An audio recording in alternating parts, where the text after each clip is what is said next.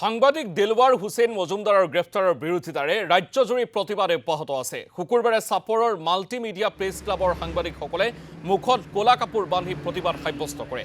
চাপৰ multimedia press ক্লাবৰ সন্মুখত এঘণ্টা মৌন প্ৰতিবাদ সাব্যস্ত কৰে সাংবাদিকসকলে।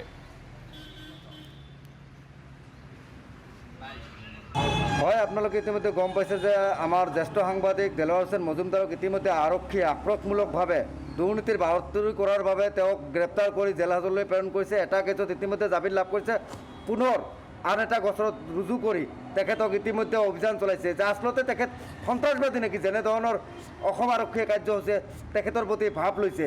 আজি তেখেতৰ বাসগৃহত অভিযান চলাইছে, আজি তেখেতৰ ব্যৱসায়িক প্ৰতিষ্ঠানত অভিযান চলাইছে। তেওঁ আচলতে কুখ্যাত অপৰাধী নেকি? গতিকে এই কাৰ্যক আমি মাল্টিমিডিয়া প্ৰেছ ক্লাবৰ ফালৰ পৰা তীব্ৰ ভাষাৰে গৰিহণা আৰু নিন্দা জনাইছোঁ আৰু অনতিপলমে বিনা চৰ্তে আমি জ্যেষ্ঠ সাংবাদিক দিলৱাৰ হুছেইন মজুমদাৰক মুকলি কৰি দিয়াৰ দাবী জনাইছোঁ।